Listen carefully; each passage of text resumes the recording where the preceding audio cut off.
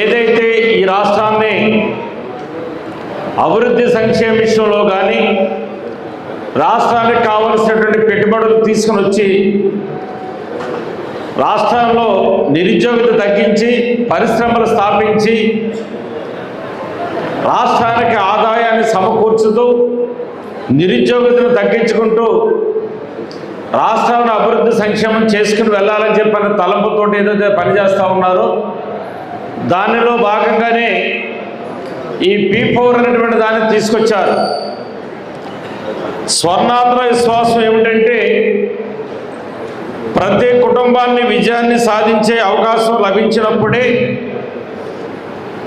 నిజమైన సమృద్ధి సాధ్యమవుతుంది, సంపూర్ణ పేదరికం అవుతుంది అనేటువంటిది P4 అంటే పబ్లిక్ ప్రైవేట్ పీపుల్ పార్ట్నర్షిప్ అనేటువంటి కార్యక్రమం ద్వారాగా మార్గదర్శి అంటే సంపన్న ప్రజలు ముందుకు వచ్చి బంగారు కుటుంబాలంటే ఆర్థికంగా బలహీన కుటుంబాలు వాళ్ళకి తోడుగా నిలిచి మద్దతు అందించి మార్గదర్శకం చేయటమే మా లక్ష్యంగా ఇవాళ ప్రభుత్వం ఈ ఆలోచన చేసి దీన్ని తీసుకురావడం జరిగింది. నిజంగా చెప్పాలంటే అది ఈరోజు కొత్తగా ఏర్పడినటువంటిది కాదు.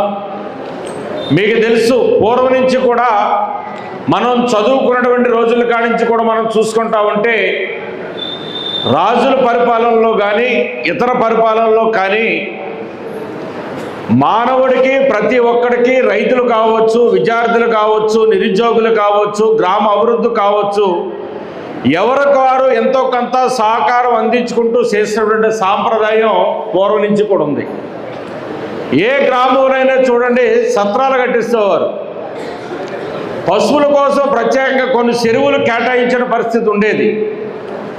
ఎవరైతే ఆ గ్రామంలో గ్రామ అభివృద్ధి కోసం పనిచేస్తున్నటువంటి పూజారుల దగ్గర నుంచి ఆ గ్రామానికి సంబంధించినటువంటి గుళ్ళో పనిచేస్తున్నటువంటి దాసీల దగ్గర నుంచి ఆ గ్రామంలో పనిచేస్తున్నటువంటి కొన్ని కులాలు రజకులు కానీ నాయ బ్రాహ్మణునికి సంబంధించి కానీ ఎవరైతే ఆ గ్రామాల్లో అందరికీ కూడా సేవ చేస్తున్న వాళ్ళు ఎవరైతే ఉన్నారో వాళ్ళకి కొంత భూములు కేటాయించడం కానీ దేవాలయాలు నిర్మాణం చేసినటువంటి వాళ్ళకి కానీ దేవాలయ భూములు కూడా వారికి కేటాయించి వారి యొక్క అభివృద్ధి కోసం వారి యొక్క సంక్షేమం కోసం ఆ కుటుంబాన్ని అన్ని విధాలుగా ఆదుకోవడం కోసం పూర్వం నుంచి ఉన్నటువంటి సాంప్రదాయం ఇది.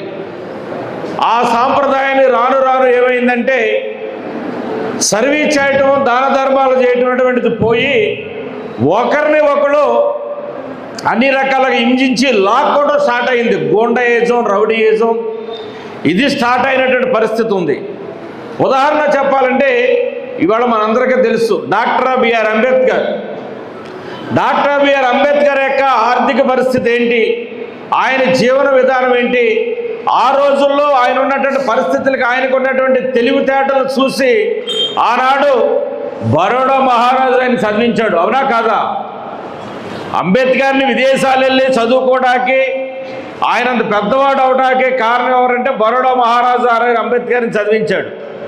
కాబట్టి వాడైనా దేశంలో ఉన్నటువంటి అత్యుత్తమైనటువంటి మేధావుల్లో ఒక్కడగా నిలిచి ఈ భారతదేశంలో ఉన్నటువంటి బడుగు బలహీన వర్గాల కోసం వారి హక్కుల కోసం ఒక రిజర్వేషన్స్ అంటూ కావాలని చెప్పని పోరాటం చేసి రిజర్వేషన్స్ హక్కులు కల్పించడంతో పాటు ఈ రోజుని అంబేద్కర్ భారత రాజ్యాంగం అతి ముఖ్యమైనటువంటి భారతదేశాన్ని నడిపిస్తున్నటువంటి భారత రాజ్యాంగాన్ని రచించేటువంటి వాళ్ళు ఒకటిగా నిలిచినటువంటి ఘనత అంబేద్కర్కి దక్కిందంటే అది ఎవరికి దక్కుతుందంటే నాకు తెలిసి ఆ రోజున ఎవరైతే బరోడా మహారాజుని చదివించి ఉన్నత వైపు శిఖరాలు తీసుకెళ్లాడో అది ఆయన గొప్పతనం అని చెప్పని కూడా నేను భావిస్తా.